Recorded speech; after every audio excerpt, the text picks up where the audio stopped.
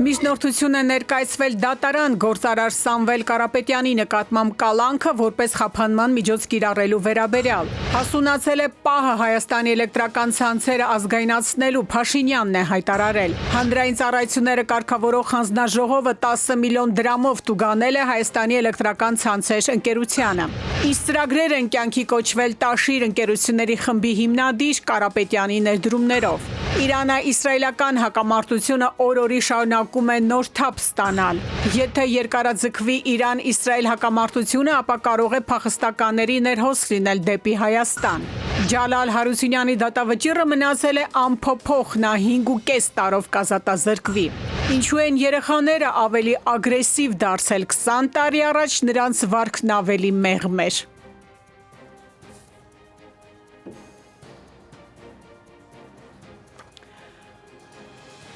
Բարի երեկո, ուղիղ եթերում աշխատանքն է շարունակում, ժամը լրատվականի գլխավոր թողարկումը։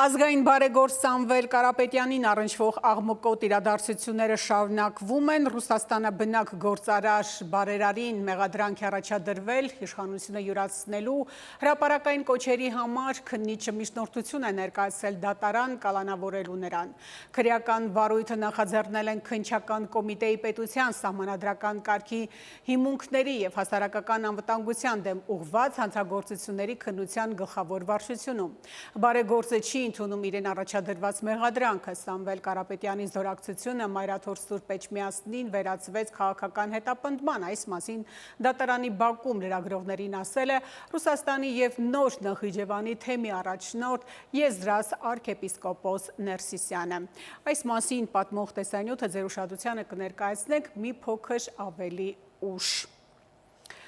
Միջև այդ Նիկոլ Փաշինյանը դարձյալ գրառում է կատարել, նա գրել է, թե հասունացել է պահը, երբ Հայաստանի էլեկտրական ցանցերը պետք է ազգայնացվի, ըստ իրեն դա տեղի կունենա արագ և իր հանձնարարականն է հեծի բոլոր աշխատակիցներին բարեխղճորեն կատարել իրենց աշխատանքային պարտականությունները։ Բարեգործ Կարապետյանը սակայն հայտարարել է, թե այս իրադարձությունները հերթական անգամ ցուցադրեցին գործող իշխանության ամբողջ սնանկությունը։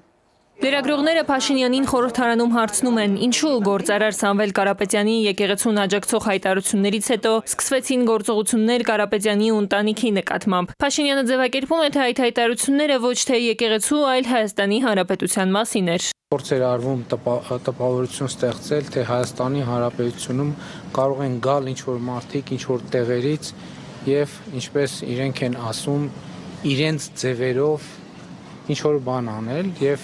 Հայաստանի Հանրապետությունը ունի արձագանքի կոնկրետ լծակներ։ Ազգային բարեգործը հայտարարություն տարածեց անդրադառնալով իր հետ տեղի ունեցածին, Տաշիր ընկերությունների խմբի ղեկավարը ձևակերպում է. Երեկվա իրադարձությունները հերթական անգամ ցուցադրեցին գործող իշխանության ողջ սնանկությունը, անկեղծ ատելությունը հայ առաքելական եկեղեցու նկատմամբ, կամահրական վերաբերմունքը ազգային արժեքների հանդեպ, առողջ քննադատության անընդունելիությունը, որևէ այլախոհություն կոպտորեն ճնշելու հիվանդագին ցանկությունը։ Շարունակում է, բայց Հայաստանը միշտ ու առաջին հերթին հայտնի է եղել իր սկզբունքային և անվախ որդիներով ու դեռ չի ծնվել այնպիսի իշխանություն, որ կարողանա կոտրել նրանց։ Երեք շատերն ընդվզեցին անարդարության դեմ, ու ես անկեղծ շնորհակալ եմ նրանց։ Իմ հայրենիքն ու հայրենակիցները մշտապես ուշադրությանս կենտրոնում են եղել։ Իմ ու ընտանիքիս կյանքի և գործունեության առանցքում։ Այդպես եղել է, կա ու կլինի միշտ։ Երբեք չեմ հրաժարվի իմ սկզբունքներից ու արժեքներից, որովհետև դրանց հիմքում ինքը Հայաստանն է։ Անհուն հարգանքն ու սերը իմ հայրենիքի, մեր ավանդույթների, մեր պատմության, մեր եկեղեցու հանդեպ։ Սիրելի հայրենակիցներ, վստահ եմ, որ համախմբվելու ենք ու կարողանալու ենք ելք գտնել մեր երկրի շուրջ ստեղծված ծանր իրավիճակից, Աստծո օգնությամբ։ Հավատավոր ժողովուրդը սատար է կանգնել իր եկեղեցուն իշխանական հայտնի հայտարարություններից հետո ու դա արտահայտվում է նաև Սամվել Կարապետյանի հայտարարությամբ խորհրդարանական Տիգրան Աբրամյանն է ասում ու հետևություն անում իշխանությունն այստեղ վտանգ է տեսնում։ Հանգստացնող է հատկապես այն պարագայում, երբ որ եկեղեցու սատարման մասին խոսում են մեծ հեղինակություն ունեցող անձինք, իսկ Սամվել Կարապետյանի քշիռը չնայած առաջին հերթին արտահայտվում է տնտեսական հարաբերություն որպես գործարար, բայց բնականաբար իր հեղինակությունը նաև քաղաքական բավականին մեծ քշիռ է նաև հաղորդում իր նաև իր վարքագծին, իր կենսագրությանը։ Պատգամավորը նկատում է, ակտիվացել է նաև Բաքվի քարոզչամեքենան, թիրախում հայ-առաքելական եկեղեցին է։ Նախորդից ակտիվացել են նաև բարեգործի թիրախավորումները։ Սամվել Կարապետյանի մասով դա պայմանավորված է նրանով, որ Ադրբեջանը շատ վաղուց փորձում էր միջազգային հետախուզում հայտարարել եւ փորձում է դրանով նաև որոշակի ճնշումներ ապահովել նրա նկատմամբ, քանի որ ըստ նրանց Սամվել Կարապետյանը Արցախում բավականին մեծ ներդրումներ արել, ինչը բնականաբար իրականություն է։ Ինչ վերաբերում է Փաշինյանի հեծը պետականացնելու ձեռնարկին, ընդդիմադիր պատգամավորը ձևակերպում է, թե ապօրինություն է Սամվել Կարապետյանի ձեռքից հեծը վերցնելը, իսկ իշխանության այս քայլերը ուղիղ հարված են հնարավոր ներդրումներին։ Տիգրան Կուրգինյան, Ժամ լրատվական։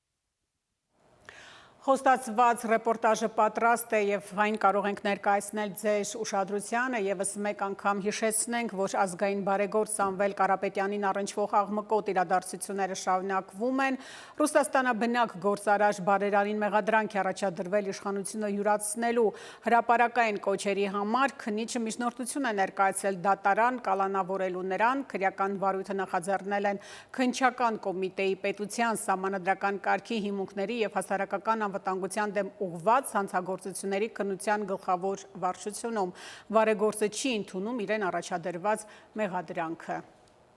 Ամեն բան սկսվեց այս հարցազրույցից։ Քանի որ ես միշտ եղել եմ հայոց եկեղեցու կողքին ու հայ ժողովրդի կողքին, ունենալու եմ անմիջական մասնակցություն, եթե չհաջողվի քաղաքական գործիչներին, ուրեմն մենք էլ մեր ձևով ենք մասնակցելու այդ ամեն ինչին։ Ազգային բարեգործ Սամվել Կարապետյանի այս հայտարարությունն է քննչական կոմիտեն համարում սահմանադրությամբ չնախատեսված եղանակով իշխանությունը զավթելու, կառավարության լիազորություններին տիրանալու հրապարակային կոչ։ Բարեգործն այս մեղադրանքը չի ընդունում։ Սամվել Կարապետյանը միշտ խոսել եւ շարունակում է խոսել հայ ժողովրդի, հայ առաքելական եկեղեցու եւ ազգային արժեքների շահերի պաշտպանության օգտին։ Նրա խոսքերն ու գործողությունները բացառապես ուղղված են քաղաքացիների իրավունքների եւ կրոնի ազատության խաղաղ պաշտպանությանը։ Կատարվողը էմոցիոնալ պորտկում են համարում Կարապետյան ընտանիքում, եղբորորդին է դեպքերի հաջորդականությունը թվում ու վստահ է, ակնհայտ են մոտիվները։ Մենք հերթականությունը կարանք բոլորս նայենք, կտեսնենք, որ տեղի էր ունեցել հայտարարություն Սամվել Կարապետյանի, որից հետո հայտնի վիդեոներ, որից հետո հայտնի հրապարակումներ ու հայտարարություններ։ Ամբողջը տեղի ունեցել հանրության աչքի առաջ ու մենք բոլորս կարող ենք տեսնել ինչ մոտիվներով, ինչ են մարդիկ ուզում անեն։ Ազգային բարեգործի փաստաբաններն էլ ամբողջ process-ին հակաօրինական գնահատականն են տալիս։ Համոզված ենք եւ ընթացքում բոլորդ կհամոզվեք, որ եւ քրեական վարույթ նախաձեռնելը, եւ հարկադրանքի միջոց կիրառելը, եւ հանրային քրեական հետապնդում հարուցելը, ինչպես նաեւ մեղադրանք ներկայացնելը կրում են բացարձակ ապօրինի բնույթ եւ ինչպես Սամվել Կարապետյանը հայտարարել է վարույթային գործողությունների ընթացքում абսուրդի ժանրից է։ Կարապետյանի հարցով միջազգային հարթակներում են անհանգիստ։ Մարդու իրավունքների պաշտպանության միջազգային կոմիտեից են Երևան, երկրի գլխավոր դատախազին նամակ ուղարկել ու խնդրել միջոցներ ձեռնարկել պաշտպանել Կարապետյանի իրավունքները։ Խնդրում ենք միջոցներ ձեռնարկել իրավապահ մարմինների հակաիրավական գործողությունները կանխելու համար, աջակցել քաղաքացու եւ հավատացյալ քրիստոնյայի իրավունքները պաշտպանելուն։ Ամեն ինչ լավ է լինելու լուսադեմին այս հայտարարությամբ Կարապետյանն իրավապահների հետ դուրս եկավ տնից, գնաց ՆԳՆ։ Ժողովուրդը մեկը իր խոսքը ասելու է, իրանք հասկանալու են, որ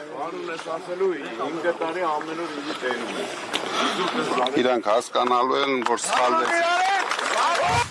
Իսկ երբ Կարապետյանը դեռ տանն էր, եղբայրն էր ասել, սպասում են ազգային անվտանգությանը, որ պետք է գար ու ձերբակալեր բարերարին։ Այդպես էլ չեկավ ու առավոտ կանուխ վարչապետը որոշում ստորագրեց, ծառայության տնօրենին ազատեց աշխատանքից։ Միայն ժամեր անց, երբ մամուլն արդեն գրել էր, որ կաբինետից Աբազյանի հեռացումը կապված է Փաշինյանի հրահանգը չկատարելու հետ, վարչապետը մեկնաբանեց ԱՀԾ տնօրենը հանգստի է արժանի, ահա պատճառը։ Պաշտոնավարման ողջ ընթացքը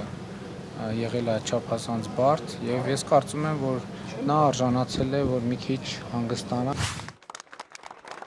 Ազգային բարերարին քննչականից դատարան են տանում խափանման միջնորդությունը քննելու։ Ճանապարհին մեծաթիվ ոստիկանական ուժերի տեղափոխումն է նաև ֆիքսում ժամի տեսախցիկը։ Հասնում ենք դատարան, նիստը դռնփակ է։ Բաքում Կարապետյանի հազարավոր աջակիցներն են հավաքվել, այդ թվում հասարակական քաղաքական գործիչներ, մշակույթի հեղինակավոր ներկայացուցիչներ։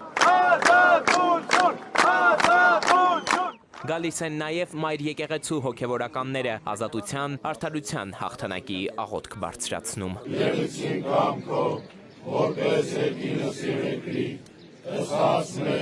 Էդուարդ Պողոսյան, Վահան Գուլոյան, ժամը լրատվական։ Օրվա երկրորդ կեսին պարզ դարձավ, որ հանրային ծառայությունները կարգավորող հանձնաժողովը այսօրվա իր նիստում 10 միլիոն դրամով տուգանել է Հայաստանի էլեկտրական ցանցեր ընկերությանը արձանագրված տեխնիկական և առևտրային խախտումների համար։ Տուգանքը պետք է փոխանցվի պետական բյուջե մեկամսյա ժամկետում։ Հանձնաժողովը փետրվարի 3-ից 14 իրականացրել է կարճաժամկետ մոնիթորինգ ընկերության 3 մասնաճյուղերում, ուսումնասիրելով սպառողներին առաքված և հաշվիչներով գրանցված էլեկտրաէներգիայի քանակն ու որակը։ Մոնիթորինգի արդյունքում արձանագրվել են մի շարք թերություններ կապված հաշվիչների և դրանց արկղների տեխնիկական վիճակի, հաշվառման ճշգրտության և սպառողների իրավունքների խախտման հետ։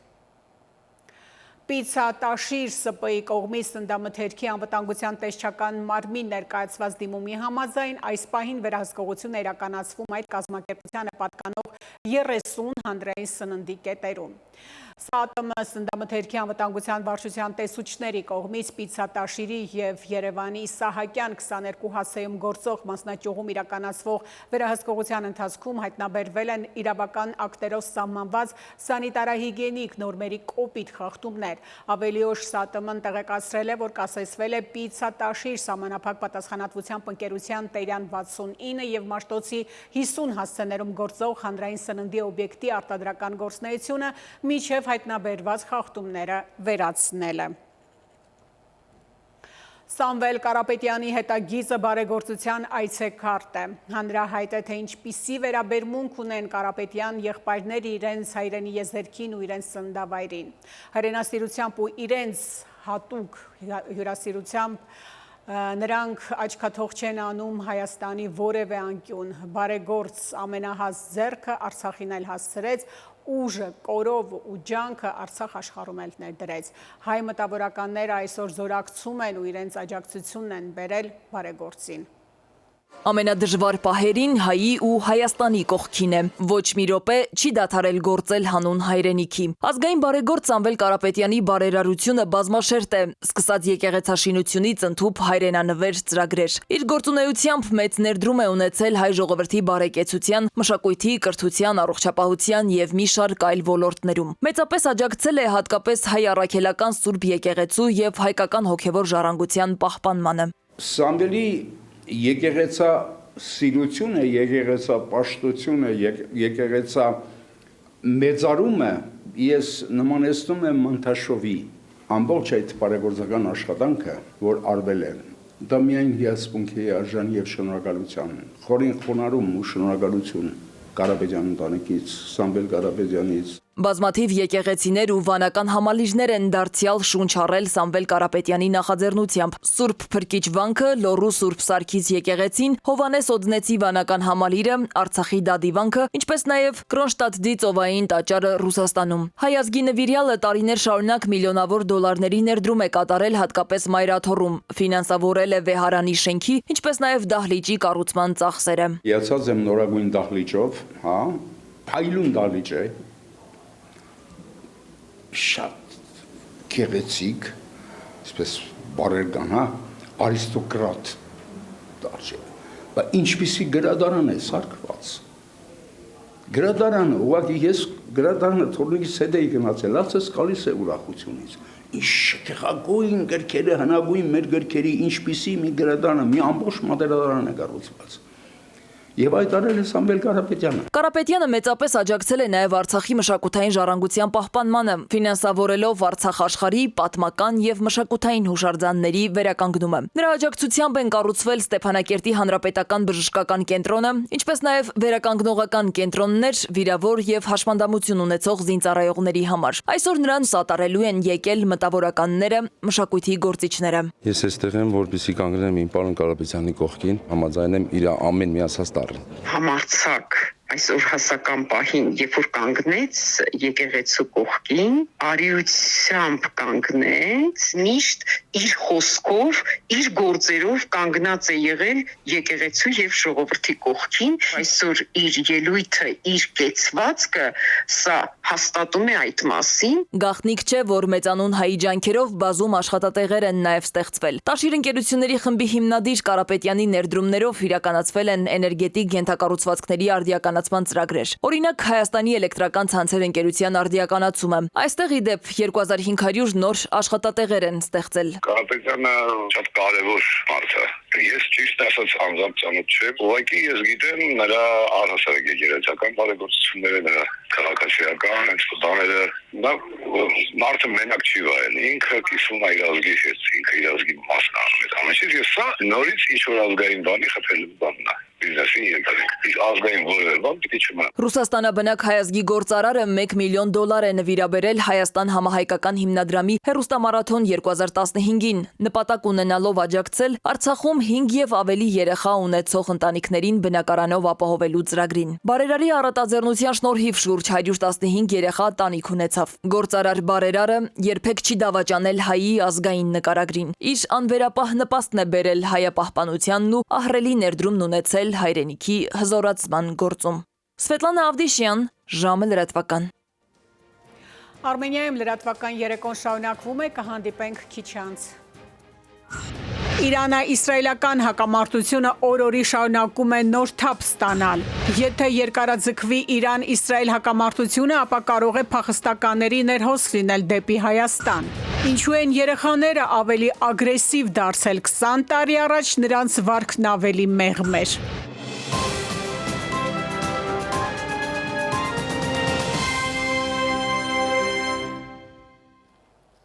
Շարունակում ենք թողարկումը։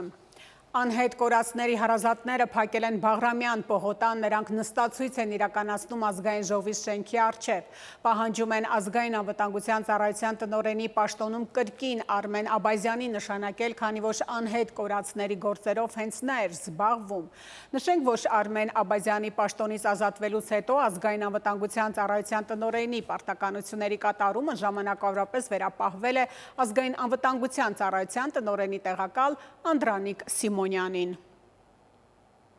Հեռախոսազրույց են ունեցել Սերգեյ Լավրովն ու Ջեյհուն Բայրամովը։ Ռուսաստանի եւ Ադրբեջանի արտաքին գերատեսչությունների ղեկավարները քննարկել են Իսրայել-Իրան առճակատման համատեքստում անվտանգության ոլորտում ստեղծված իրավիճակը, ինչպես նաեւ երկու երկրների միջև երկկողմ եւ տարածաշրջանային համագործակցության հարցեր։ Ըստ պաշտոնական հաղորդագրության կողմերը ընդգծել են հակամարտության դիվանագիտական կարգավորման կարեւորությունը։ Մերձավոր արևելքը եռում է կրակիչ Իրաններում, Հայաստանը խաղաղության է սպասում։ Որքան մեծանում է պատերազմական գործողությունների մասշտաբը Իրանում, այնքան անվտանգային խնդիրները ավելի խոցելի են դառնում տարածաշրջանում, այդ թվում նաև Հարավային Կովկասում։ Հարցին, թե ինչպիսին է ռազմական գործողությունների հավանականությունը այս փուլում, հայրենի իշխանությունը պատասխանում է՝ ոչ մի։ Օր 6-րդ Իրано-իսրայելական հակամարտությունը օր-օրի շարունակում է նոր թափ ստանալ։ Երկու երկրները միմյանց կոչ են անում էվակուացնել քաղաքացիներին ու դրան զուգահեռ կիրառում են գերժամանակակից եւ գերճշգրիտ հրթիռներ։ Որքան մեծանում է պատերազմական գործողությունների մասշտաբը հարևան երկիր Իրանում, այնքան անվտանգային խնդիրներն ավելի խոցելի են դառնում տարածաշրջանում, այդ թվում նաև Հարավային Կովկասում։ Պատմության փորձն է ցույց տվել, որ հենց նման իրավիճակներում է, որ Հայաստանի հակառակորդները թշնամիներն օգտվել են առիթից ու հարձակվել Հայաստանի վրա։ Այս ֆոնին վտանգ կա Ադրբեջանից։ Ադրբեջանը չունի հիմնավոր պատճառ եւ լեգիտիմություն Հայաստանի վրա որևէ կերպ ագրեսիա սկսելու համար։ Նիկոլ Փաշինյանն լրագրողների հետ ճեպազրույցում հայտնեց, թե Իրանում ստեղծված իրավիճակով պայմանավորված անվտանգության խորհրդի նիստ է եղել։ Ուղղակի հայտարարություն չեն արել։ Այդ նիստերը նրա համար չեն, որ Սյունիքի հետ կապված վտանգ կա։ Ես այդ հայտարարությունները համարում եմ սադրիչ, պրովոկատիվ, մի րոպե, ես այդ հայտարարությունները համարում եմ սադրիչ, պրովոկատիվ, ես այդ հայտարարությունները համարում եմ չհիմնավորված եւ Հայաստանի քաղաքացիների շրջանում անհանգստություն, խուճապ եւ անորոշություններ գեներացնելու համար։ Հայաստանի Հանրապետությունը եւ Ադրբեջանի Հանրապետությունը համաձայնեցրել են խաղաղության եւ միջպետական հարաբերությունների հաստատման մասին համաձայնագրի նախագիծը եւ ինչպես ասել եմ, Հայաստանի եւ Ադրբեջանի միջև նոր պատերազմ չի լինելու է խաղաղություն։ Իսկ եթե հանկարծ Ադրբեջանն ու իր եղբայրական Թուրքիան առիթից օգտվելով հարձակվեն Հայաստանի վրա ներխուժեն Սյունիք, բանակցությունները գոյություն ունեցող ձևաչափերով կարող են այդ ներխուժման դեմն առնել։ Օրինակ 3 գումարած 3-ը, որը հետագայում Վրաստանի դուրս գալուց հետո դարձավ 3 գումարած 2։ Ըստ վերլուծաբանների այս ֆորմատը միշտ էլ ձևական է եղել։ Ավելին, այն ստեղծվել է հենց Իրանին սիրաշահելու համար։ Ինչպես թուրքերն են ասում, ստեղծվել էին Իրանին զբաղեցնելու համար։ Կարելի ասել 3-ը ընդդեմ 2-ի է, որովհետև Հայաստանի ու Իրանի շահերն էին համընկնում, իսկ Ռուսաստան, Թուրքիա, Ադրբեջան նրանք ավելի շատ ընդհանուր շահեր ունեին կոնկրետ հարցի վերաբերյալ, այսպես կոչված Զանգեզուրի միջանցքը։ Իդեպ վերլուծաբաններն արդեն խոսում են այն մասին, որ Իրան-Իսրայել պատերազմական ֆոնին հնարավոր է, որ Իրանը դուրս գա այդ ձևաչափից, եւ դրան կհետևի նաեւ Հայաստանի դուրս գալը։ Եթե Իրանը դուրս գա, արդեն կդառնա 4, բայց արդեն հավասարակշռությունն է խախտվում։ Հետևաբար կարելի է այդ ֆորմատը դենքել։ Հայաստանը կարող է դենքել բանալ դնի, որ արդեն այդ ֆորմատը իր էֆեկտիվությունը չունի եւ իր շահերը ներկայացող երկրներն են նաեւ պակասում կամ գործընկերային, հետևաբար այդքան էլ նպատակահարմար չի գտնվում։ Թեպետ հայկական կողմը խաղաղության է սպասվում, ագրեսոր Ալիևը ոտքը գազի ոտնակից հետ չի քաշում։ Իր հին երգն է կրկնում երգում, թե Հայաստանը պետք է հարգի ադրբեջանցիների իրենց նախնիների հողերը վերադառնալու իրավունքը։ Ալիևը համարում է, որ սա է կարևոր պայմանը տարածաշրջանում խաղաղության, հաշտեցման եւ մարդու իրավունքների ապահովման համար։ Նաիր Մուրադյան, ժամը լրատվական։ Իրանի Իսլամական հեղափոխության պահապանների կորպուսը Թել Ավիվի մի մասի բնակիչներին զգուշացրել է տաշանվելու անհրաժեշտության մասին։ Դրանից կարճ ժամանակ առաջ իսրայելական բանակը սոցիալական ցանցերի միջոցով Իրանի բնակիչների նմանատիպ նախազգուշացում էր տարածել, հայտարարելով, որ պատրաստվում է հարվածներ հասցնել ռազմական թիրախներին Թեհրանի մի կոնկրետ շրջանում։ Պահապանների կորպուսը նաև հայտարարել է, որ լիակատար վերահսկողություն է հաստատել Իսրայելի երկնքի նկատմամբ։ ԱՄՆ պետքարտուղարությունը հայտարարել է, որ անվտանգության նկատառումներից ելնելով Երուսաղեմում ԱՄՆ դեսպանատունը, ինչպես նաև ամերիկյան հյուպատոսությունները Երուսաղեմում եւ Թել Ավիվում մի քանի օրով կփակվեն։ Այսօր Իսրայելը ռմբակոծել է Իրանի Կարմիր մահիկի ընկերության գրասենյակի հարակից տարածքը։ Եթե երկարաձգվի Իրան-Իսրայել հակամարտությունը, ապա կարող է փախստականների ներհոսք լինել դեպի մեր երկիր։ Իշխանական падգամավորը կառավարության անդամներից հետաքրքրվել է արդյոք հայկական կողմը նախապատրաստական աշխատանքներ ձեռնարկում է, օրինակ կացարանների ապահովման կամ այլ սոցիալական հարցերի լուծման ուղղությամբ, հաշվի առնելով բնակ ֆոնդի խնդիրը։ Փոխվարչապետ Գրիգորյանը պատասխանել է, խնդիրները ուսումնասիրում են, ոչինչ չեն բացառում։ Եվ փախստականների եւ լոգիստիկ խնդիրներ եւ էներգետիկ խնդիրներ չի կարելի բացառել այսօր, պետք է մտածել, պետք է մշակել սցենարներ, որոնք X պահի կարող է պետք լինեն, բայց կարող է եւ պետք չլինեն, բայց այնուամենայնիվ մենք այդ հարցերը պահում ենք ուշադրության կենտրոնում եւ մշակում ենք այս կամ այն սցենարներից ելնելով գործողությունների պլաններ։ Ես նորից եմ կարևորում հատկապես համակարգային մոտեցումը եւ աջակցությունը, սկսած սահմանից տեղափոխումը, մարդկանց ընդունումը, նորից եմ կրկնում, իհարկե բնականաբար որևէ մեկի համար ցանկալի չի լինի, որ այդ իրավիճակ ունենանք, բայց չենք կարող երբևէ մտածել, որ այդ խնդիրներից կարող են խուսափել։ Վլադիմիր Պուտինը Արաբական Միացյալ Էմիրությունների նախագահ Մոհամմեդ բին Զայեդ Ալ Նահյանի հետ զրույցում հաստատել է Ռուսաստանի պատրաստակամությունը միջնորդել Իրանի եւ Իսրայելի միջև երկխոսությանը։ Կողմերը խորը մտահոգություն են հայտնել Իրано-իսրայելական հակամարտության շարունակական սրման վերաբերյալ։ Պուտինը եւ Ալ Նահյանը ընդգծել են, որ Իսրայելի եւ Իրանի միջև ռազմական գործողությունների արագ դադարեցումը հրամայական է։ Ընդգծվել է ռազմական գործողությունների արագ դադարեցման եւ քաղաքական ու դիվանագիտական ջանքերի ակտիվացման հրամայականը։ Իրանի միջուկային ծրագրի հետ կապված վիճելի հարցերի լուծման շահերից ելնելով, ասվում է հայտարարության մեջ։ ԱՄՆ նախագահ Դոնալդ Թրամփը հայտարարել է, որ հեռախոսազրույց է ունեցել Ռուսաստանի առաջնորդ Վլադիմիր Պուտինի հետ, որի ժամանակ վերջինս իր միջնորդական ծառայություններն է առաջարկել լուծելու Իսրայելի եւ Իրանի միջև կոնֆլիկտը։ Այս մասին Թրամփը հայտնել է լրագրողներին։ Նա առաջարկեց օգնել խաղաղ միջնորդի դերում, իսկ ես ասացի՝ մի լավություն արեք, նախ լուծեք ձեր ունեցած խնդիրը։ Վլադիմիր, նախ լուծենք Ռուսաստանի հետ կապված իրավիճակը, եւ հետո դուք կարող եք գործ ունենալ Իրանի հետ։ Վրաստանի ներքին գործերի նախարարության միգրացիոն ծառայության աշխատակիցները արտաքսել են 25 օտարերկրացու, նրանք Հայաստանի, Ուզբեկստանի, Իրանի, Չինաստանի, Թուրքմենստանի, Ռուսաստանի, Հնդկաստանի, Ալժիրի, Թուրքիայի, Պակիստանի քաղաքացիներ են։ Արտաքսված օտարերկրացիներին արգելված է վերադառնալ Վրաստան, պատճառները դեռ չեն բարձրաձայնվում։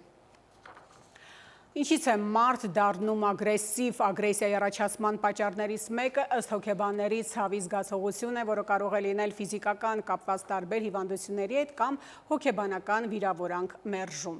Երեխաների մոտ ագրեսիվ վարք ունի պաշտպանական նշանակություն եւ հոգեբանական պաշտպանական մեխանիզմները արդարացնում են նրանց ագրեսիվությունը։ Տարիքային ժամանակները, որոնք ուղեկցվում են ագրեսիայի աճով, կապված են նոր պահանջմունքների հայտնվելու հետ, որոնք չեն բավարարում առկա հարաբերություններում ու կարողություններում։ Ագրեսիան մեր երեխաների շրջանում աճի միտում ունի։ Թեև դպրոցական դասացուցակում չկա բռնություն առարկա, սակայն դպրոցական նստարանին նստած որոշ երեխաների համար այն դարձել է վարքի օրինաչափություն։ Կրթության հաստատություններից մեկում նախորդին տեղի ունեցած հերթական վիճաբանությունը, որը այս անգամ եւս ավարտվեց դանակահարությամբ, եզակի չէ։ 17-ամյա տղաների միջև ծագած վիճաբանությունը վկայում է, որ հիմնականում անչափահասների միջև ծագած վեճերը լուծվում են ոչ թե երկխոսելով, այլ բռնության լեզվով։ Մասնագետները փաստում են, որ անհրաժեշտ է ձեռնարկել կանխարգելիչ միջոցառումներ։ Հիմնականում շատ աճել ագրեսիվությունը երեխաների մեջ։ 20 տարի առաջ շատ ավելի պակաս էր երեխաների ագրեսիան իրենց նկատմամբ, քան հիմա։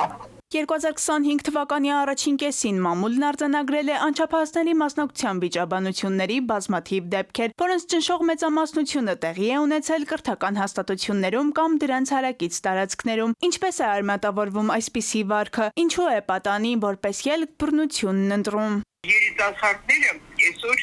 մեծանում են, ասենք, ավելի ուշ վախսերումները, անպայման մեծանում են հերոսի կերպարով, հա, հիմա հերոսը ֆիզիկներն է, որի մեջ ինքը մեծանում է։ Իրավապահները փաստում են, որ անչափահասների մասնակցության բռնի միջադեպերի թվերը տարեցտարի աճում են։ Բռնությունը որպես խոսքի փոխարինող երբեմն էլ նույնիսկ ծնողներն են խրախուսում։ Նրանցից շատերը իրենց երեխային հորդորում են հարված ստանալու դեպքում փոխադարձ հարվածել։ Մեկ է առաջ ունեինք անչափահասների գծով տեսուչներ, չէ, իրանք դպրոցում էին, իրանք շրջում էին, երեխաների անմիջական այդ կապը կար։ Հիմա այդ բանը ցավոք չկա, այ ես կարծում որ դա է դեր խաղը։ Որտեղ համանքային ոստիկանը չի հասցնում հետևել։ Իսկ ինչու է պատանին փորձում ագրեսիվ վարքով լուծել իր տարիքային վեճերը։ Հոգեբաններն ասում են, մեխանիզմները շատ ավելի խորն են։ Այս դեպքերը ըստ մասնագետների հիմնականում կապված են տվյալ երեխայի շրջակա աշխարհի ազդեցության հետ, քանի որ երեխաները հիմնականում վերարտադրում են այն, ինչ տեսնում են։ Մտածեք, թե ոնց է սա միջը կարողանանք կանխարգելել, ոչ թե հասնի դավակայության, այլ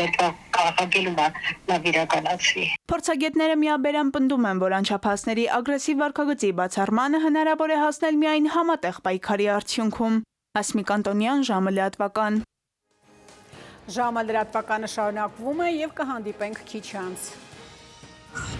Ջալալ Հարությունյանի դատավճիռը մնացել է անփոփոխ, նա 5.5 տարով կազատազրկվի։ Մեթեո աշխարհ, ինչ սպասել 5 շաբթի, ավելին հաջորդ թիվ։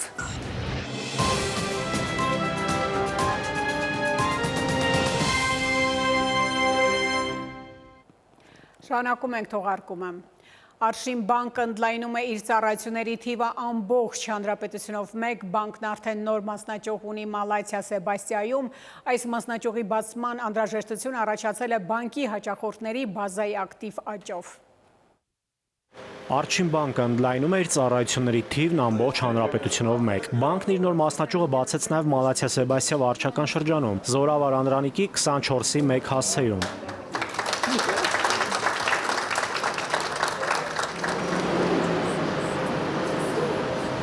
Սեբաստիա մասնաճյուղը տեխնիկապես ամբողջովին հագեցած է։ Մասնաճյուղն առանձնանում է ժամանակակից լուծումներով եւ նորաոճ ինտերիերով, որը բանկային ծառայություններից օգտվելու գործընթացը դարձնում է հարմարավետ եւ արագ։ Արշին բանկը շարունակում է ընդլայնել իր մասնաճյուղային ցանցը, ավելի մոտ լինելով իր հաճախորդների կողքին։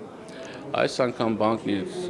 նոր մասնաճյուղն է բացում Երևանի Մալացիա Սեբաստիա վարչական շրջանում։ Սեբաստիա մասնաճյուղի բացման անհրաժեշտությունը պայմանավորված էր նաև բանկի հաճախորդների բազայի ակտիվ աճով։ Մասնաճյուղը նախագծվել է կարևորելով հաճախորդների հարմարավետությունը, սպասարկման բարձր որակն ու անվտանգությունը։ Մասնաճյուղը նաև հագեցված է 24-ժամյա ռեժիմով գործող բազմաֆունկցիոնալ տերմինալներով,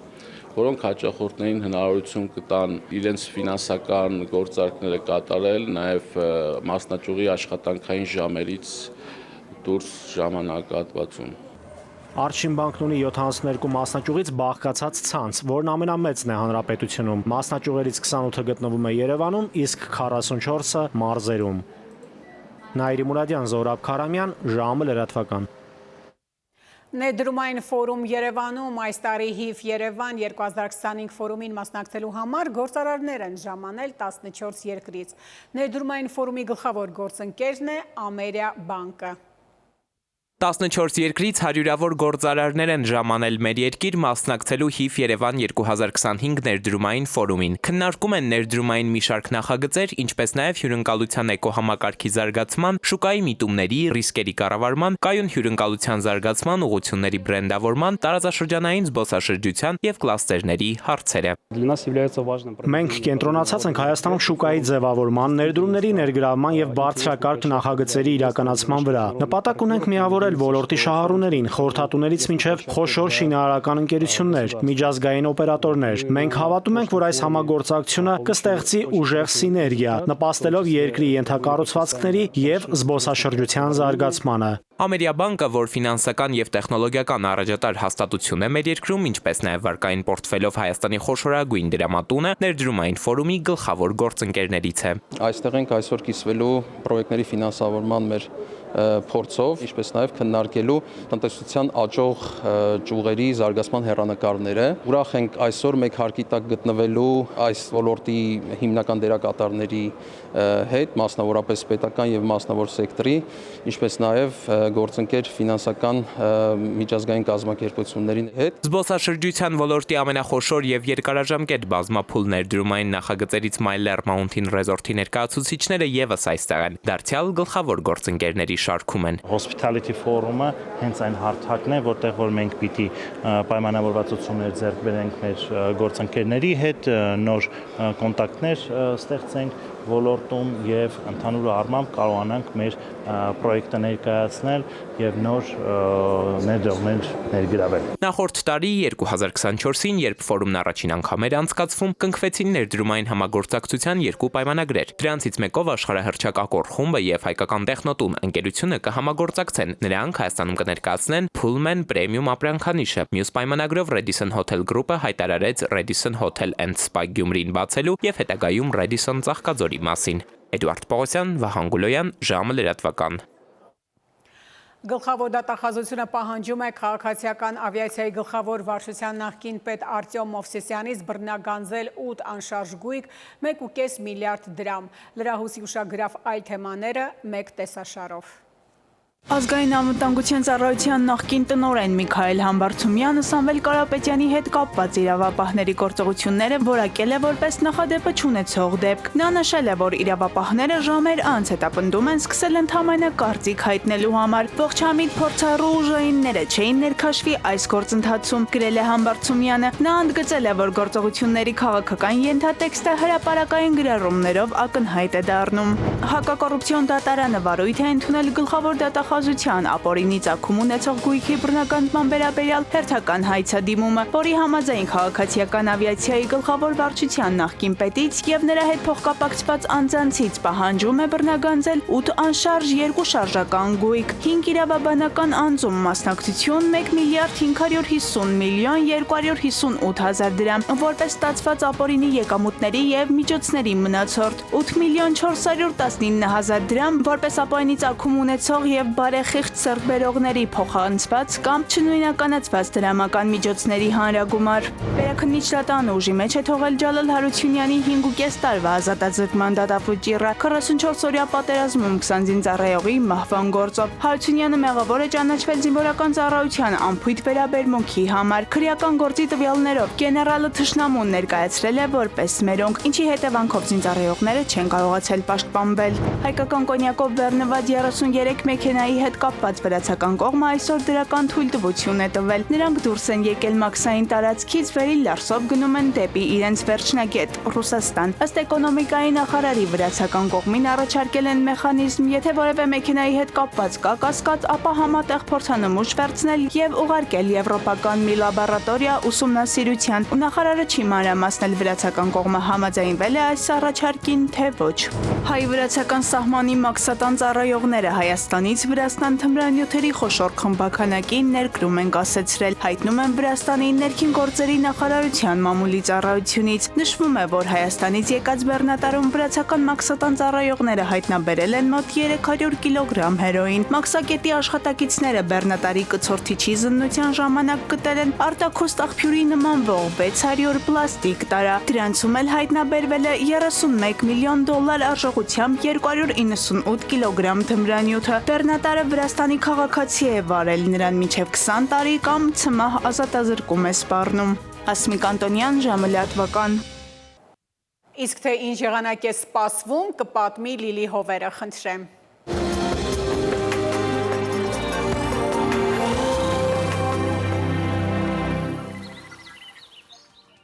Բարերեկո եղանակի տեսության հովանավորն է Ֆերոսի ապրանքանիշը, իր հուսալի անվտանգ գերխնայող գազի կաթսաներով։ Դրանք պաշտոնապես ներկայացված են էքստերիեր խանութ սրահներում, Ֆերոսի եղանակ ստեղծող կաթսաներ, Մետեո աշխարհ նախ Հայաստան։ Մեր երկրի մեծ մասում հինգշաբթին կանցնի առանց տեղումների, անտիցիկլոնի ներքո, ջերմաստիճանը կբարձրանա ևս 4 նիշ։ Վաղը ցերեկը Շիրակում, Կոտայքում, Գեղարքունիքում, Արագածոտնի եւ Վայոց ձորի լեռնային գոտիներում կդիտվի 20-ից 24 աստիճան։ Վայոց ձորի եւ Արագածոտնի նախալեռներում կանխատեսվել է 26-ից 30, Լոռիում 22-ից 24, Տավուշում 25-ից 28 աստիճան։ Արարատում Արմավիրում կդիտվի 28-ից 31, Սյունիքի հովտային գոտիներում կանխատեսվել է 27-ից 30, Սյունիքի նախալեռներում 18-ից 24 աստիճան։ Երևանում օրը կանցնի առանց տեղումների, այս գիշեր սպասվում է 13-ից 15, ցերեկը 28-ից 30, երեկոյան 22-ից 24 աստիճան։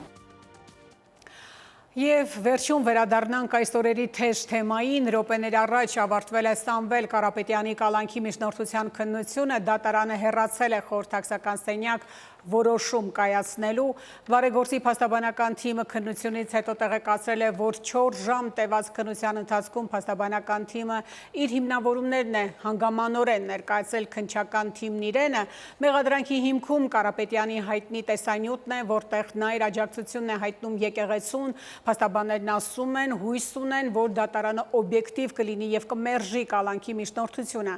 Դատարանի որոշումը սպասում են առաջիկա 1-2 ժամում։ Սամվել Կարապետյանը այժմ ըստ փաստաբանի գտնվում է դատարանում արգելանքի համար առանձնացված հատվածում։ Այժմի համար այսքանը, հետևեք լրատվությանը, իսկ ես հրաժեշտ եմ տալիս։ Մնացեք խաղաղությամբ։